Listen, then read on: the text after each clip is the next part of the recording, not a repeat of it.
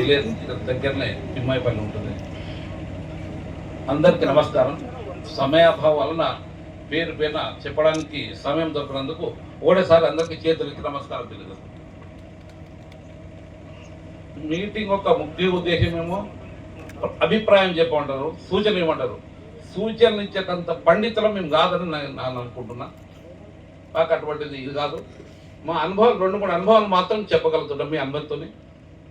ఈ ప్రాజెక్టు రూపకల్పన గతంలో 2014 జరిగింది.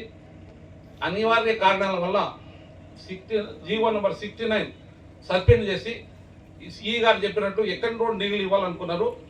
ఇప్పుడున్న మన గౌరవ ముఖ్యమంత్రి రేవంత్ రెడ్డి వచ్చిన తర్వాత దాన్ని పునరుద్ధరించి 17 కిలోమీటర్ల దూరం నుండి వస్తే బాగుంటుంది వస్తాయని చెప్పి మళ్ళీ ఈ జీవం పోసి ఈ ప్రాజెక్టు రూపకల్పన చేసి కార్యరూపం కలిసిందని చెప్పి వాళ్ళకి నేను కృతజ్ఞత చేసుకుంటున్నాను.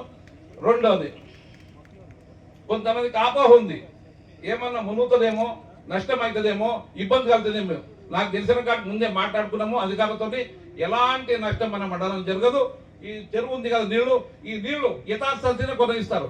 యథార్థ గురించినప్పుడు ముప్పు సమస్యలు ఉండదు, నష్టపరిహారం సమస్యలు ఉండదు. ఈ నీళ్ళు ఎంతవరకు ఉంటాయో అంతవరకు వాడుకున్న తర్వాత బలం నింపుతారు తప్ప.